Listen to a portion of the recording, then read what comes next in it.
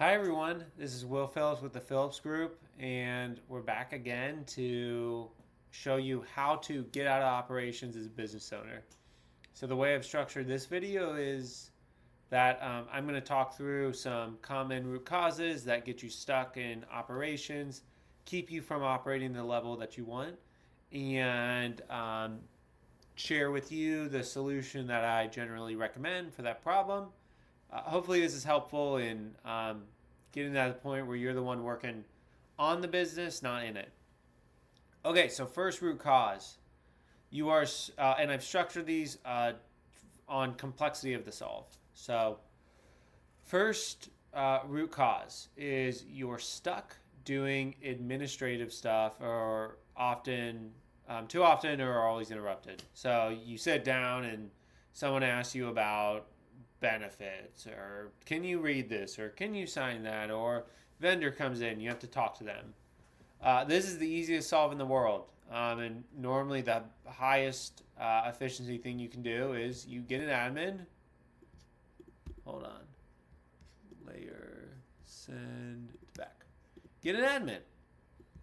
That's it. Get an admin. You pay them high. Admins are so important. You don't want to shortchange that pay. Pay them a lot, and they'll do wonders for fixing that. Second issue is your business processes are not repeatable. So if I talk to four people of how someone gets done, everyone will have a different answer. That's not a super complex solve. You automate those processes.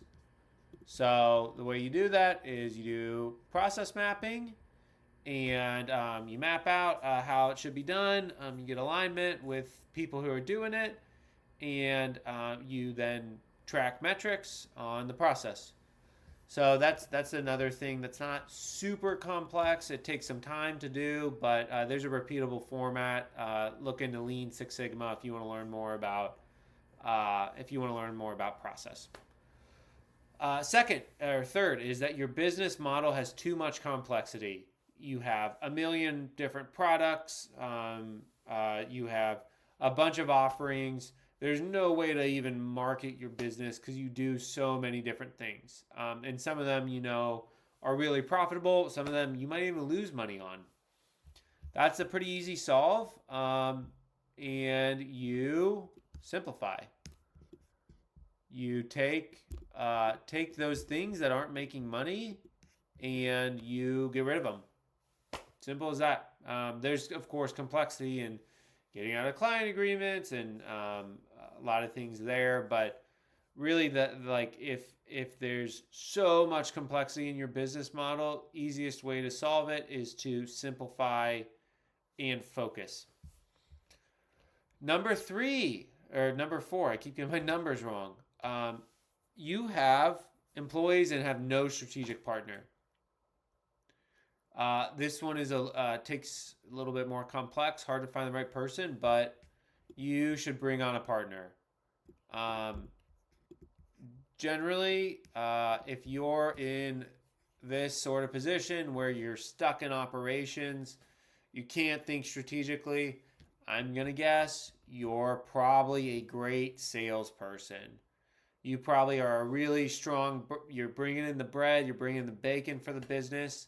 And what you need to do is you need to find someone who will be that ops lead for you. Um, and along the way, if you're hiring an employee, not someone fractional, you need to compensate them like a partner. So they need to have some compensation model that is based off of equity, based off of commission, based off of uh, commission. Of course, doesn't make sense if they're an ops person, or based like heavy bonus structure. But the only way someone will be a partner with an ownership mindset is if they're paid like a partner based on business performance. All right, next one. Next root cause that's keeping you in operations. You give your employees tasks to accomplish. At the start of the day, you say, here are the six things we need to accomplish. Or someone says, I don't have a lot of work to do. You tell them, do these three things. Don't do that. You need to start giving them responsibilities.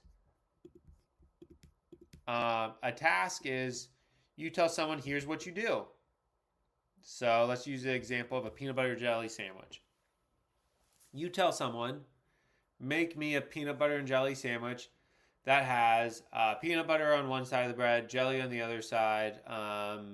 What else? Has non-moldy bread. If someone has a task, you have to give them so